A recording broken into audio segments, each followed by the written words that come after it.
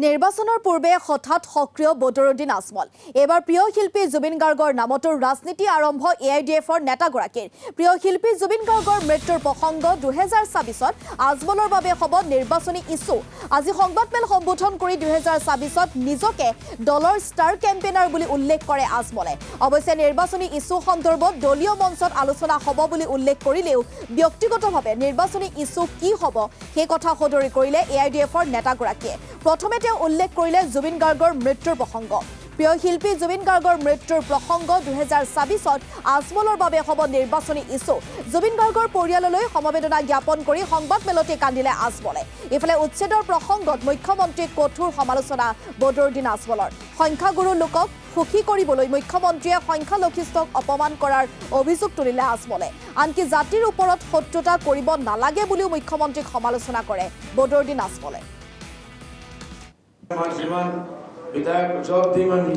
सबर करने में स्टार कैंपेनर हिसाब में थकी ते एटुर कारणे মই আমার আজি আপোনালোকে খুদিব আপোনালোকে এইবাৰ ইলেকশনৰ কি ইস্যু ইলেকশনৰ কি ইস্যু হ'ব এটো টাইম লব এটো অলপ টাইম লাগিব দুই চারটা মিটিং কৰিব লাগিব তথাপিও এইবাৰ মোৰ আজি যেটো মোৰ পাৰ্সোনাল ইস্যু নাম্বাৰ 1 জুবিন গাৰ্গৰ দুখে আমি দুখী আছো জুবিন গাৰ্গৰ ওপৰত যেটো বিভিন্ন মানুহে উলট পলট ভুকি আছে এইটো আমি বহুত মৰ্মাহত হৈছো জুবিন গাৰ্গৰ লগত গোটেই অসমৰ এটা বাচ্চা এজন মানুহ গাছ পাতা সব জুবিনৰ লগত আছে আমিও জুবিনৰ লগত আছো জুবিনৰ দুখে আমি দুখী তাৰ ফেমিলিৰ লগত আমাৰ যিমান বন্ধনা থাকিব লাগে এটো আছে আৰ থাকিব নাম্বাৰ 2 এই ইলেকশনৰ মামলা লৈ ধাৰাবাহিক চলি আছে মই তাত হুই টেলিভিশন চাইছো ভিডিও পাইছো আমাৰ সিএম সাহেবৰ যে হেড স্পিচ আপন গবনা লাগে তথাপি হেড স্পিচ এই যে মিয়া মানুহ লৈ মিয়া না লাগে যিমান দিন মই আছো মিয়া শান্তি থাকিব নিদিও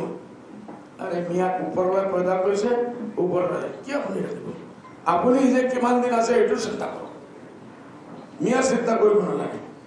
মিয়া লাখ লাখ বছৰৰ ক্ষমতা আছে আৰু লাখ লাখ বছৰ থাকিব আপুনি কিমান দিন আছে নিজৰ গতিৰ চিন্তা কৰক আপুনি বহুত বেছি তালিবান মই তেখেত এতিয়াও আহ্বান জনাম ইলেকশ্যনত 4 মাহ আছে